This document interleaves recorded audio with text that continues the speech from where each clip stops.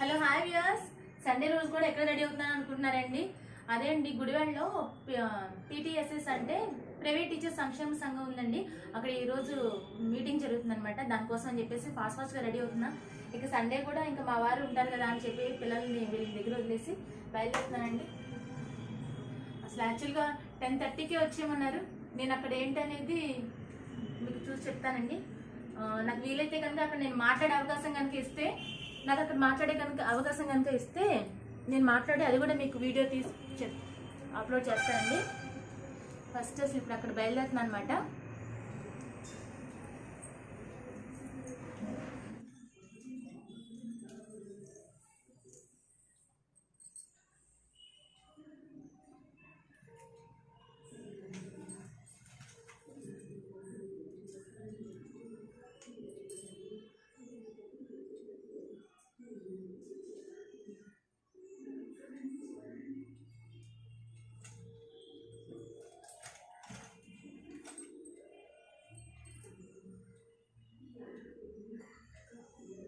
ఇంత టైంలో కూడా ఎలా రెడీ అవుతున్నాను అనుకుంటున్నారా? కొంచెం బయటకు వెళ్ళి మాట్లాడేటప్పుడు కొంచెం నీట్గా ఉండాలి కదండి, దాని గురించి అనమాట. ఇక నేను రెడీ అయిపోయానండి. ఇప్పుడు ఆల్మోస్ట్ 9:30 అయిపోతుంది. నేను ఇంకా గుడివాడ వెళ్ళడానికి నాకు 1 అవర్ టైం పట్టేస్తుంది. కాబట్టి యాక్చువల్గా 10:15కి స్టార్ట్ అయిపోతుంది మ్యాక్సిమం. కాబట్టి నేను అక్కడికి వెళ్ళిన తర్వాత మీకు వీడియో చూపిస్తానండి. ఓకే వ్యాస్, చూస్తున్నారు కదండి, సండే రోజు అందులో ఇంట్లో పిల్లలు హస్బెండ్ ఇద్దరు ఉన్నప్పుడు ఇంకా ఒక లేడీ బయటికి వెళ్ళి దేనికన్నా వెళ్ళాలన్నా అన్నీ పురమాయించి మరీ వెళ్ళాలి కదండి. అందులో ఫాస్ట్గా నేను తిని వెళ్తున్నాను కాబట్టి ఇంకా మార్నింగ్ టిఫిన్ ఏం చేయలేదండి. ఇంకా ఎగ్ ఫ్రైడ్ రైస్ చేస్తాను అనమాట. ఫాస్ట్గా తినేసి ఇంకా మా వారికి అన్నీ అప్పచెప్పేస్తాను అనమాట. ఎందుకంటే రైస్ పిల్లలకి కర్రీ అన్నీ రెడీ చేశానండి. ఈవినింగ్ వచ్చేసరికి ఒకవేళ లేట్ అయితే కనుక మీరు చూసుకోండి అని చెప్తున్నానండి. ఎందుకంటే వాళ్ళు మరీ వాళ్ళంతా వాళ్ళు తినే పిల్లలు కాదండి. చూస్తున్నారు కదా, అటు చిన్నోడండి. ఇంక వాడికైతే తిండి కూర్చొని పెడితే కానీ తినడండి. చూస్తున్నారు కదా, అన్నీ అప్పచెప్పి పిల్లలకి అప్పచెప్పి మనం బయటికి రావాలండి. ఓకే అండి, ఇక నేను రెడీ అయిపోయాను అనమాట. బయలుదేరుతున్నాను. కాకపోతే బయలుదేరిన తర్వాత ఇంత హడావిడిగా బయలుదేరానండి. అంటే అప్పటికే 10కే మీటింగ్ స్టార్ట్ అయిపోతుందని చెప్పి అన్నారు. మరి ఎట్లాగా అప్పటికే 9:30 దాటేస్తుంది. మళ్ళీ నేను బస్ నాకు అందాలి, వెళ్ళాలి, 1 అవర్ పడుద్ది అనుకున్నా. తీరా అనుకున్నట్టుగానే ఒక ½ అన్ అవర్ వరకు నేను బస్ స్టాప్లోనే కూర్చోవాల్సి వచ్చిందండి. వెయిట్ చేయాల్సి వచ్చింది. ఇంకా వెయిట్ చేసిన తర్వాత నేనే అంత ఉరుకులు పరుగులు పెట్టాను వెళ్ళానా అనిపించింది. అంటే మీటింగ్ అందరూ వచ్చేసరికి చాలా లేట్ అయిపోయిందండి. మీటింగ్ స్టార్ట్ అయ్యేసరికి ఇంకా గుడివాడ వచ్చేసామండి. ఇక్కడికి గుడివాడ మీటింగ్ దగ్గరికి వచ్చేసామండి. ఇక్కడ అందరూ పెద్ద వాళ్ళందరూ మాట్లాడారు, చాలా బాగా మాట్లాడారండి. నాకు కూడా ఛాన్స్ ఇచ్చారు, నేను కూడా మాట్లాడాను. కాకపోతే అక్కడ క్లోజ్డ్ రూమ్ అయిపోయేసరికి ఓపెన్ కాదు, రూమ్లో అనమాట అది మీటింగ్ జరిగింది. దానివల్ల నా వాయిస్ అనేది సౌండ్ అక్కడ క్లోజ్డ్ రూమ్ అయ్యేసరికి వాయిస్ బాగా ఎక్కువ వచ్చిందని చెప్పి, అంటే రీసౌండ్ వచ్చేసిందని చెప్పేసి నేను మీకు వాయిస్ బయట నుంచి ఇస్తున్నానండి. అక్కడ ఏం చెప్తున్నానంటే, ప్రైవేట్ టీచర్లకు బీమా మంజూరు చేయాలని కోరుతూ హెల్త్ కార్డుల సాధనే లక్ష్యంగా ఐక్యవేదిక ఆధ్వర్యంలో ప్రైవేట్ టీచర్స్ రాష్ట్ర సంక్షేమ సదస్సు ఏర్పాటు చేయడం జరిగిందండి గుడివాడలో. అయితే మన ప్రైవేట్ టీచర్స్ కోసం సుబ్రహ్మణ్యం గారు ఇందాక మాట్లాడారు చూసారు కదా, లక్ష్మణ్ గారు, ఇలా పెద్ద ఎమ్మెల్యేలు కానివ్వండి, ఎమ్మెల్సీలు కానీ మన కోసం అండగా నిలుస్తున్నారండి. కాకపోతే మనం చేయాల్సిందల్లా అందరూ యూనిటీగా ఉండి మన తరపున ఉన్న సమస్యలను వాళ్ళలో పంచుకుంటేనే కదండి. వాళ్ళతో పంచుకుంటే అధికారంలో ఉన్న వాళ్ళతో మాట్లాడడానికి దానికి మనం ఏం చేస్తున్నాం? ఇలా యూనియన్ స్టార్ట్ చేసి 2 సంవత్సరాలు అయింది. అయినా యూనియన్ మెంబర్స్ అనేవాళ్ళు మొత్తం 13 జిల్లాల్లో దాదాపు 1,20,000 మంది ప్రైవేట్ టీచర్స్ కానివ్వండి, లెక్చర్స్ కానీ ఉన్నారు. అయినా యూనియన్లో ఉన్నది మాత్రం చాలా తక్కువ మంది అండి. నేను చెప్పబోయేది ఏంటంటే, మనం కోరుకునేది, మనకు కావాల్సింది చేయాలంటే యూనిటీగా మనకంటూ ఒక యూనియన్ అనేది కంపల్సరీగా ఉండాలండి. అంతెందుకండి, చదువు లేని వాళ్ళు అంటే కార్మిక సంఘాలు వరుసగా చెప్పుకుంటూ పోవాలంటే చాలామంది ఉన్నారండి. చదువు లేకపోయినా వాళ్ళకంటూ ఒక యూనియన్ ఏర్పరచుకున్నారు కాబట్టి వాళ్ళందరికీ ఒక సపోర్ట్ ఉంది. ఇప్పుడు ఇల్లు కట్టాలంటే ఒక కార్మికుడు కావాలి కదండి, వాళ్ళకి సండే సెలవు లేదు. మనకి ఆ రోజు కంపల్సరీగా ఆ వర్క్ కంప్లీట్ చేయించుకోవాలంటే మనం ఏం చేయాలో తెలుసా అండి? యూనియన్ ఆఫీస్కి వెళ్ళి మనం చలన రాయించుకొని వస్తే ఆ రోజు వర్క్లో వచ్చి పనిచేస్తారు. లేదంటే లేదండి. వాళ్ళు రాకపోతే పోనీ ఇంకొకరితో చేయించుకునే అవకాశం కూడా లేదు. ఎవరితో చేయించుకుంటున్నామో వారే వచ్చి చేయాలి. నిజంగా వాళ్ళకి ఇచ్చే రోజు కూలీతో కంపేర్ చేస్తే మన జీతాల సంగతి ఏంటండి? ఈ రోజు కూలీ అంటే డైలీ మేస్త్రికి 700-800 ఉందండి. అంటే వాళ్ళే దర్జాగా కరెక్ట్గా 8 అవర్సే చేస్తారండి, 1 గంట కూడా ఎక్స్ట్రా చేయకూడదు రూల్. అది వాళ్ళందరూ యూనిటీగా తీసుకున్న నిర్ణయం. అలాంటి వాళ్ళకి ఈజీగా నెల వచ్చేసరికి 18,000 నుండి 20,000 దాకా సంపాదిస్తుంటే నిజంగా చదువుకొని రూల్స్ తెలిసి మనకంటూ మనం యూనియన్ నిర్మించుకోలేకపోతే ఎలాగండి? నేను ఫర్ ఎగ్జాంపుల్గా మాత్రమే కూలీల గురించి చెప్పానండి, ఎవరు తప్పుగా అర్థం చేసుకోకండి. అంటే వాళ్ళ జీతంతో పోలిస్తే మన జీతాలు ఎక్కడండి? టీచర్ స్టార్టింగ్ శాలరీ అందులోనూ కార్పొరేట్ స్కూల్లో ఎంతండి? 6,000 నుండి 8,000 వరకు మాత్రమే. మరి అసలు పోలికుందా? అంటే మనం చదువు అమ్ముకోవాల్సిన పరిస్థితి. అంటే దానికి వెలకట్టడం గురించి కాదండి నా అభిప్రాయం. ఎంతైనా మనం జాబ్ చేస్తున్నామంటే కొంతమంది పరిస్థితి చదువుకొని ఏం చేయలేక వెనక ఫ్యామిలీని మెయింటైన్ చేస్తూ తక్కువ జీతాలకి పనిచేస్తూ ఎన్నో గంటలు కష్టపడడం అంటే మామూలు విషయం కాదండి. నిజంగా 1 గంట ఎక్స్ట్రా వర్క్ చేస్తే జీతం ఎక్స్ట్రా ఇవ్వకపోగా సండేస్ కూడా వర్క్ చేస్తూ అందులోనూ క్యాంపెనింగ్ చేస్తూ వాళ్ళ పిల్లల్ని అదే స్కూల్లో జాయిన్ చేస్తూ నిజంగా ఒక టీచర్ అన్న వాళ్ళకి స్కూల్లే ప్రపంచం అయిపోయిందండి. వేరే ధ్యాసే లేదు. ఎవరింటికి వెళ్ళక్కర్లేదు.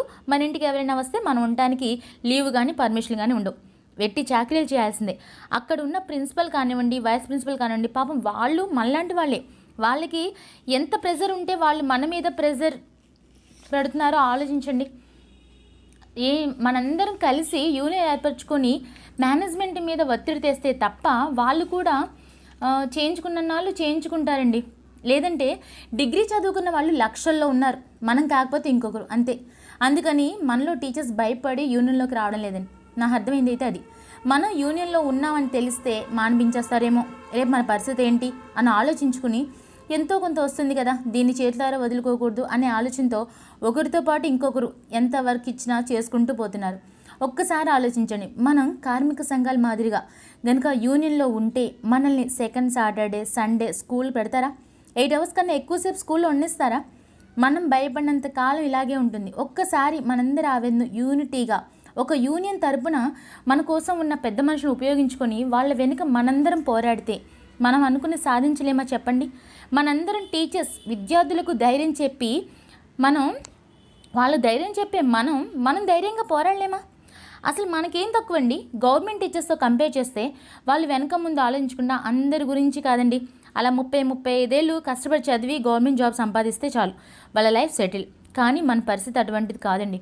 మనం చేస్తే నెలకి వచ్చే కొంత అమౌంట్ అయినా సరే ఇంట్లో అవసరం పడుతుంది అని మనం ఫ్యామిలీ గురించి ఎక్కువగా ఆలోచించి అలా కూర్చోకుండా, అందరికీ కూర్చోవడం కూడా కుదరదు కదండి. అలా మనం ఆలోచించిన ఆలోచనలో తప్పే లేదండి. నిజంగా వాళ్ళతో కంపేర్ చేస్తే మన దగ్గరే ఎక్కువ నాలెడ్జ్ ఉన్నట్లుంది. వాళ్ళు గవర్నమెంట్ స్కూల్స్లో స్టేట్ సిలబస్ చెప్తే సరిపోతుందండి. మనం IIT, CBSE, maths, science, physics అంటే టీచర్స్ అన్న పేరే కానివ్వండి, మన కాలేజ్లో లెక్చర్స్ చెప్పేదంతా కూడా అంటే మనం అప్పుడు మన కాలేజ్లో నేర్చుకునే వాళ్ళం, ఇప్పుడు స్కూల్ ఏజ్లోనే చెప్పేస్తున్నాం అనమాట. అంటే గవర్నమెంట్ స్కూల్లో ప్రైమరీ టీచర్స్ కానివ్వండి, హై స్కూల్ టీచర్స్తో పోలిస్తే మనకున్న నాలెడ్జ్ ఎక్కువ. అలాంటిది వాళ్ళకి స్టార్టింగ్ 40,000 నుండి ఇస్తే మనకేంటండి, మినిమం అందరూ గ్రాడ్యుయేట్సే కదా, మరి మనకేంటండి రోజుకి 300 కూడా రావట్లేదు. నిజంగా మనం నేటి బాలలే రేపటి పౌరులుగా తీర్చిదిద్దే మనం వాళ్ళల్లో ఎంత ధైర్యాన్ని నింపుదామండి? అదే ధైర్యంతో మనం పోరాడలేమంటారా? నేను ఏదో చెప్తున్నాను కానీ నేను ఒక్కదాన్ని అయితే ఏం చేయలేనండి.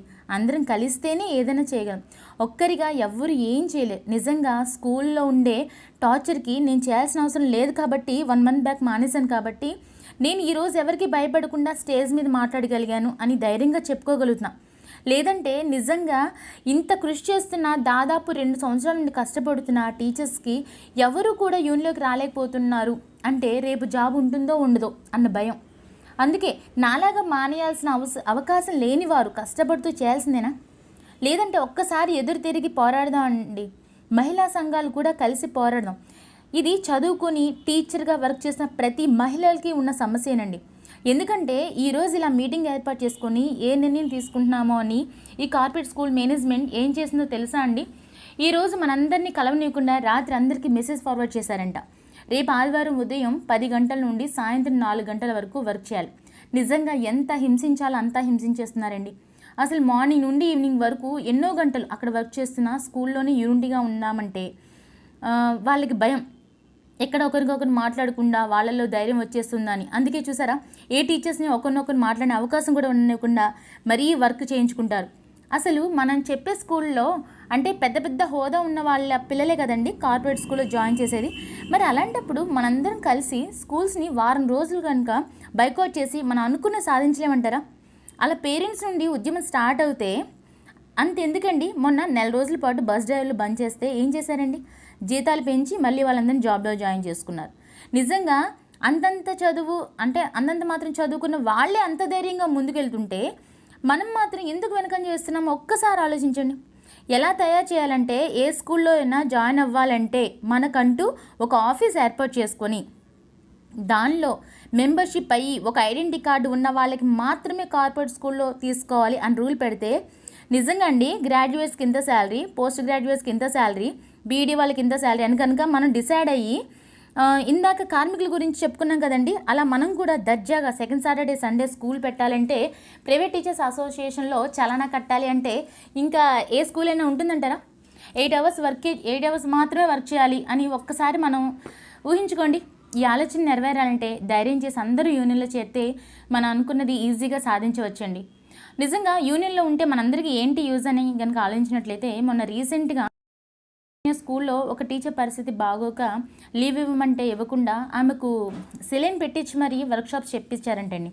అయితే ఆమె కండిషన్ బాగాలేదని హస్బెండ్కి కాల్ చేసి అతను వచ్చేసరికి ఆమె మరణించిందంట.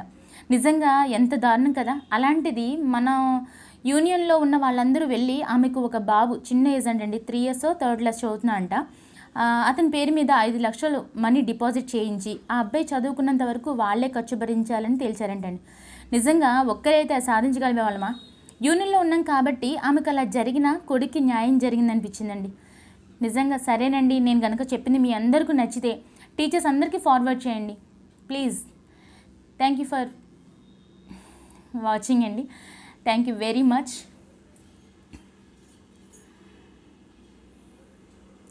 ఈ వీడియో కనుక అందరికీ టీచర్స్ ఉన్న ప్రతి ఒక్కరికి పంపించండి. నిజంగా అంటే ఒక్కరు కాకపోయినా ఇంకొకరైనా అలా ముందుకు వస్తారేమో చూద్దామండి. Okay, thank you.